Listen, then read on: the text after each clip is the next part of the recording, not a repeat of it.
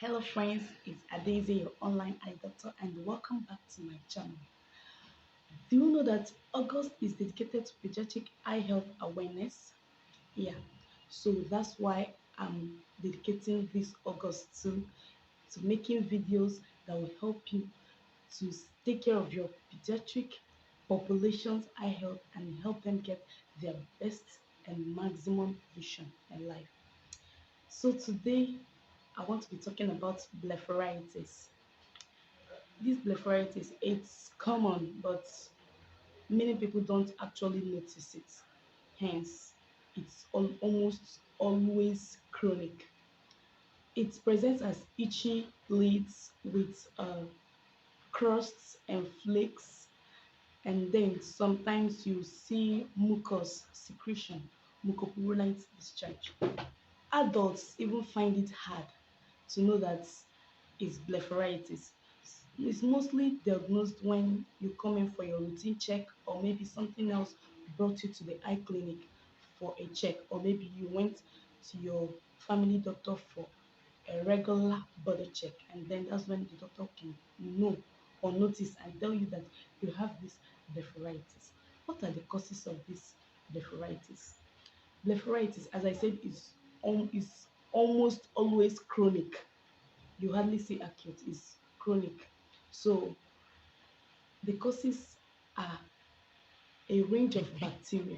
It's mostly caused by bacteria, especially the staphylococcus species. Then it can also be caused by the herpes zoster. It's less commonly caused by this herpes zoster, and also herpes simplex. It can be caused by herpes simplex. Then there is also dermatitis. Dermatitis presents in form of dandruff on the scalp. So sometimes you also see it on the lashes. Then it can also be caused by mites. Yeah, there are these Demodos mites. They are ectoparasites, very tiny, that they can only be seen in the lab. So these Demodos mites, they feed off from skin products, skincare products. This they feed off from skin products. So they can also block the meibomian pores and then cause this blepharitis. Then there is also meibomian gland dysfunction. If it's caused by meibomian gland dysfunction, it might you have to see your doctor so they will help you to open up the pores and then relieve you from this. Then it can also affect the skin around the lashes. Now, this is the symptoms. It can affect the skin around the lashes if it's severe.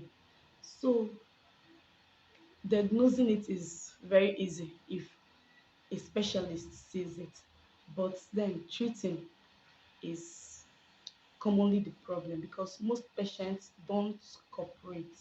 They don't cooperate with the treatment of this blepharitis.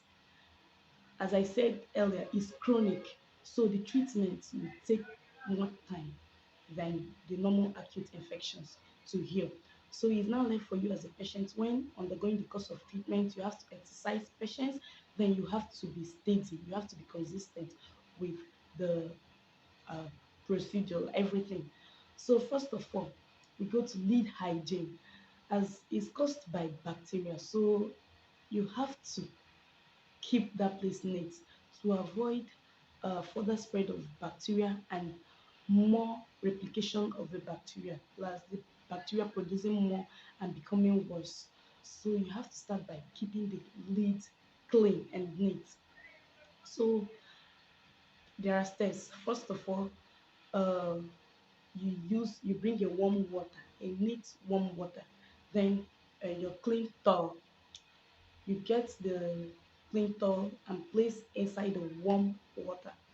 Then, when you bring it out, you do it each one eye at a time, not the two eyes at the same time. So you get the one towel that you soaked in, the towel that you soaked in water, which makes it a warm towel. So you place it on your lids while closing your lids. So you're doing this for the baby.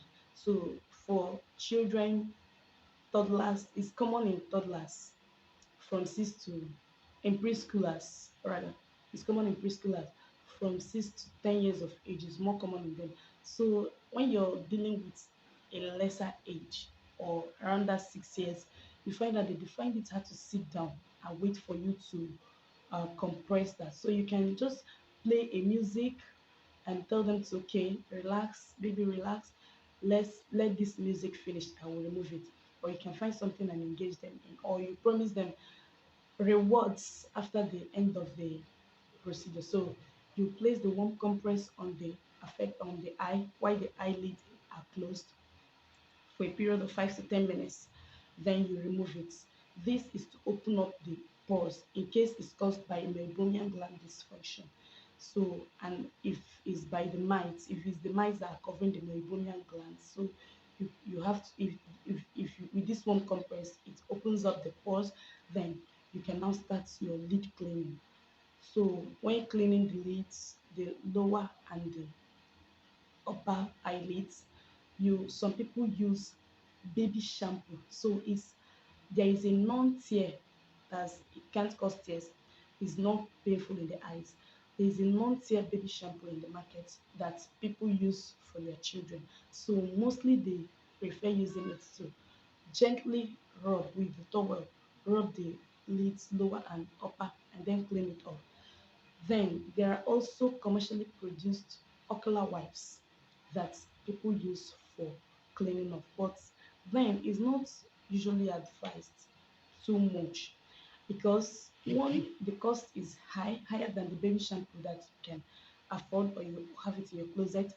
Then two, some people might there might be a preservative or something in it that some people might react to. So we normally go for the normal baby shampoo.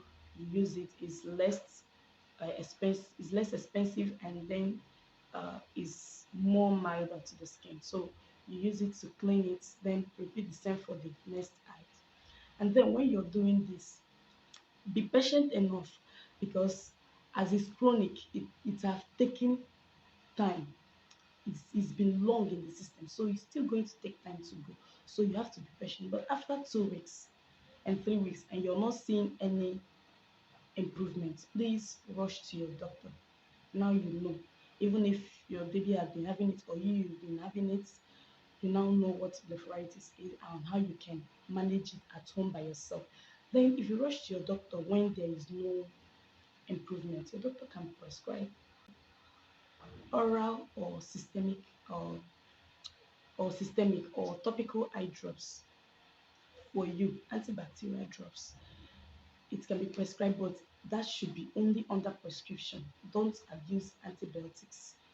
Then sometimes with even with these drugs, it still takes time to heal.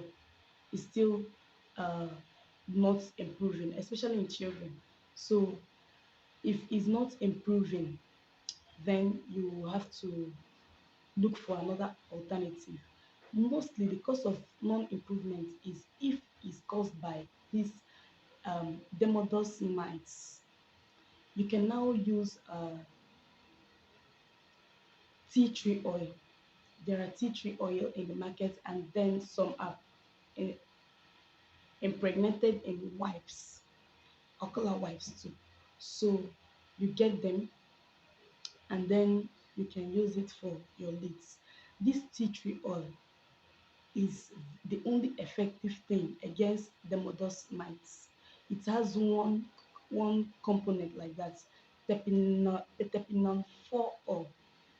So it's the only thing that people know that have been able to fight and win against Demodex wipes. So when you're still using the tea tree oil, you still have to continue the lid hygiene. In fact, don't even stop the lid hygiene. Even when you're sure that the blepharitis are cleared, when you're cleared, just continue the lid hygiene. It doesn't hurt, so just continue cleaning your lids and making it safe and free from any germs, and make it unsafe for any bacteria to thrive in. So you can use this tea tree oil too. That's after you've tried the drops and oral drugs that the doctor have prescribed and is still not working. So you can still add this tea tree oil to your regimen. That's the lead hygiene, the antibiotic therapy, and then this tea tree oil. Then another thing is you can also incorporate food rich in omega-3 in your nutrition. Omega-3 have been known to have anti-inflammatory effects on the eye. So, and this oil too helps the eye. So omega-3, you cannot go wrong with using it. So you can get this omega-3 from fish, but because of high mercury content of fish, we advise you go for fishes like uh, shrimps, catfish. They have they are less in mercury.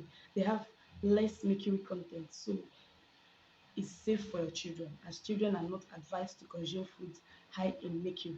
But eat food rich in omega-3. These salmon, fishes, just eat them. It helps too. So when you eat food rich in this anti-inflammatory, uh, you're also fighting against diseases, not only blepharitis, but other ocular diseases that you might not actually know of, especially dry eyes. So I hope you got value from this video. Tune in next Wednesday by 8 p.m. the same channel, as I'll be sharing more and more videos that will educate you. And if you got value, please invite your friends to come and get the same value that you've been getting from this channel. Subscribe if you've not subscribed, and if you subscribed, please turn on the notification bell so that you get notified each time I upload a new video. Like, comment, and please share. Thank you for staying tuned. I love you. Bye.